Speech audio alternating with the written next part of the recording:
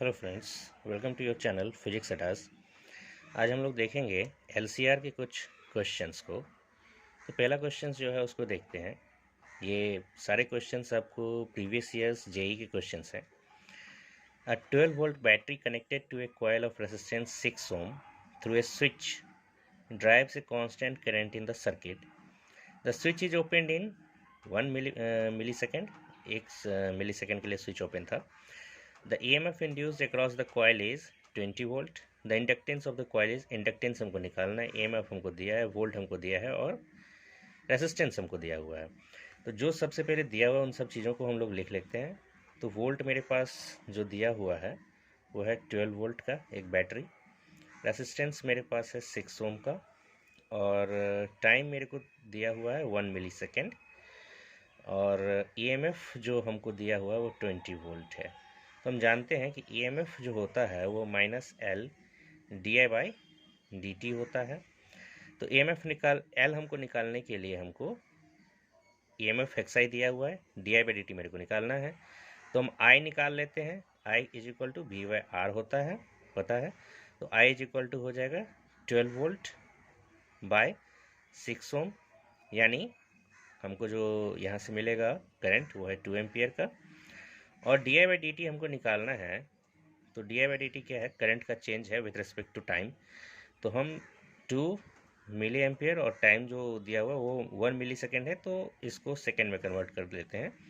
तो ये हो जाएगा 2 × 10⁻³ एम्पियर सेकेंड। ठीक है, एम्पियर पर सेकेंड।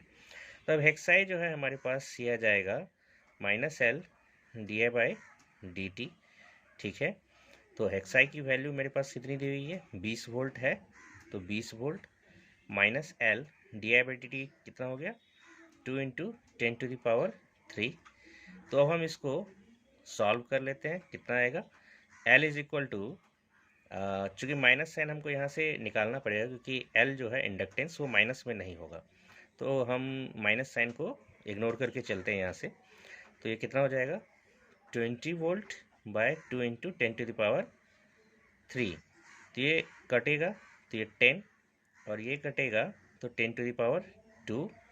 तो ये हमको कितना आ जाएगा? यहाँ से हमको मिलेगा 10⁻⁻² हेनरी, या फिर हम ये कह सकते हैं कि 10 मिली हेनरी।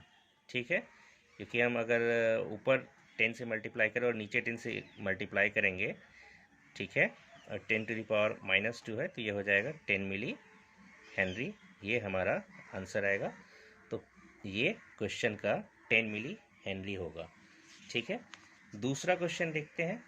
दूसरा क्वेश्चन जो दिया हुआ है वो एक इंडक्टेंस का एक सर्किट दिया हुआ है और ये जो इंडक्टेंस का सर्किट है वो है A और B के बीच में। मुझे टोटल जो इंडक्टेंस है उसकी वैल्यू निकालनी है।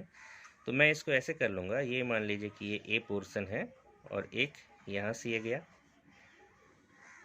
दूसरा यहाँ से आया और तीसरा इसके नीचे से यहाँ कनेक्ट हो जाएगा और ये B है, सॉरी ये B है। तो ये दोनों पोर्शन A और B के बीच में मुझे इक्विवेलेंट इंडक्टेंस जो है वो निकालना है। तो ये 3 हेनरी 3 हेनरी 3 हेनरी, और हम जानते हैं कि जब इस प्रकार का सिचुएशन होता है तो हम L इक्विवेलेंट जो निकालते हैं L1 + L2 + L3।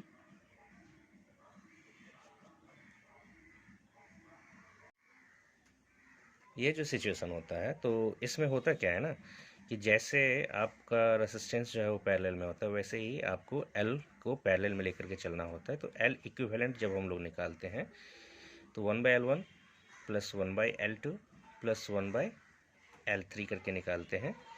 तो ये हमारा हो जाता है L इक्विवेलेंट जो आता है 1/3 + 1/3 + 1/3। तो ये हो जाता है 3/3 के बराबर। तो L इक्विवेलेंट जो हमारा होता है वो 1 हेनरी आता है। तो ये इसका आंसर हो जाएगा। नेक्स्ट क्वेश्चन जो है वो है when current in a coil changes from 5 ampere to 2 ampere in 0.1 second and average voltage of 50 volt is produced, 50 volt का एवरेज वोल्टेज मिलता है, तो सेल्फ इंडक्टेंस निकालना है इसका। तो हमारे पास जो करंट दिया हुआ है वो I1 है 5 एम्पियर और I2 है 2 एम्पियर। तो हम चेंज इन करंट निकाल लेंगे, I2 माइनस I1, तो हमें मिल जाएगा 2 माइनस 5 इक्वल टू -3 एम्पियर, ये आ जाएगा। और t हमारे पास है 0.1 सेकेंड दिया हुआ है, तो delta I by delta t या di/dt जो है वो हमारे पास आ जाएगा -3 एम्पियर बाय 0.1 सेकेंड, तो ये आ जाएगा -30 एम्पियर पर सेकेंड। और हेक्साई जो होता है वो होता है -L/di/dt।